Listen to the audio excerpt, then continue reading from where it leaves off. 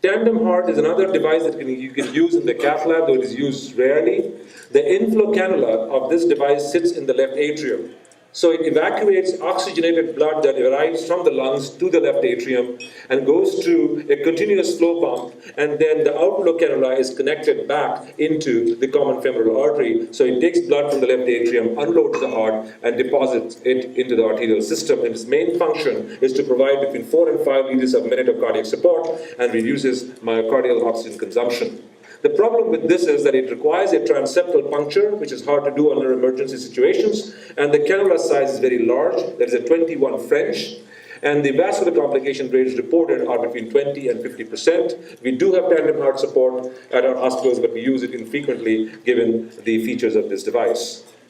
So the role of hemodynamic support in the cath lab is to support elective high-risk PCI and also during cardiogenic shock. So let me show you some few results in the given time to me about intra-aortic balloon pump and Impella. This is the key study that has studied elective intra-aortic balloon pump implantation in patients who are undergoing high-risk PCI. As you can see, there was no overall benefit in terms of hospital major adverse cardiovascular events.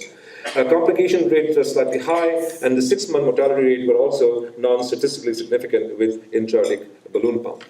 So between intra-aortic balloon pump and Impella, I kind of described you the pros and cons, but which one to use for high-risk PCI, and there is only one trial that I can refer to in the given time that has compared these two devices. So these are about 425 high-risk PCI elective patients who underwent in multiple US centers PCI, and they were randomly assigned to intra-aortic balloon pump and Impella. Remember, these studies are not blinded, so whichever device goes in, the operator knows. So what really happened in this study is that in patients who received the Impella, the operators like me and others did higher risk and more elaborate PCIs and used more aggressive techniques to revascularize the patients. And as you can see, rotational atherectomy, which is a rotor-rooter for the coronary, was used more frequently, shown in the highlighted box in the Impella support arm, which was, again, a non-blinded study. Despite which device was used overall, LV ejection fraction was better, and New York Heart Association classification symptoms were better from baseline at 90 days. The 30-day endpoints of major adverse event was not statistically significant, slightly in favor of Impella. However, the 90-day event were highly significant in favor of Impella. Again, I mentioned the major adverse events included the CKMB release that happens during PCI. So if you use more aggressive techniques, you leak more cardiac enzymes, and hence that could count against you if that is part of the endpoint. So if you do the analysis, the same analysis of 30-day and 90-day major adverse events by taking out the patients who had atherectomy, that means we are now comparing apples to apples, same complexity of procedures, the 30-day endpoint and the 90-day endpoints were equally statistically significant for the Impella arm.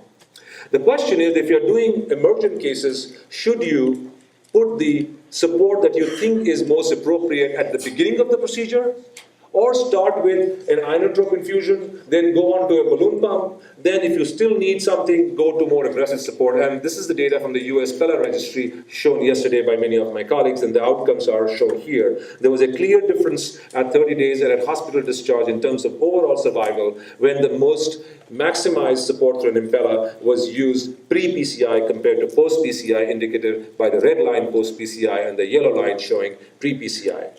If you also subdivide them with pre- and post-PCI Impella versus balloon pump versus a pre-PCI balloon Impella, I think you can see the pre-PCI option certainly provides better support and improved outcomes. I would like to end how we use it in the cath lab. This is one of our patients who had an anterior STEMI in an outside hospital, had a complicated course because of vascular access. The reperfusion could not be performed, and the patient was referred to us. The ECG is self-evident. The LV function is shown here. As you can see, the anterior wall does not move very well, but when we started doing the angiogram, we also noticed the same problem. The distal aorta was completely occluded. The patient, we did a right radial angiogram, as you can see on the screen. There is a space-occupying lesion, or there is a radiopacity in the left main and in the medial AD. I think that was the main reason, and we had to adopt to an axillary approach, percutaneous axillary approach, which was accomplished with the support of our cardiothoracic and vascular surgeons. You can see the impeller device inserted, but before that, you can see also that there is a stent implanted in the subclavian artery. The subclavian artery was severely stenosed, so we had to first stent the left subclavian artery and then insert the impeller through the stent into the left ventricle and then provide the whole support to the patient. This is post-balloon angioplasty, and this is deployment of drug-coated stents, and the final result is shown here. The patient has done well, and the impeller was then subsequently removed.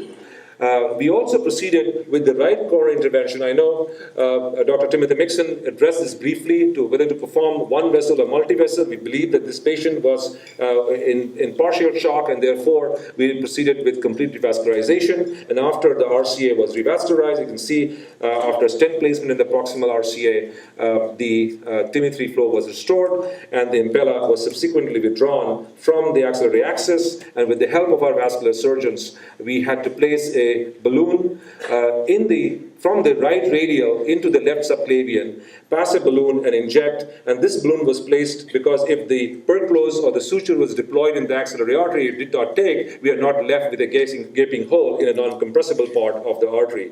And the final angiogram is shown here. This is after the perclose of the left axillary artery, and it looks really good.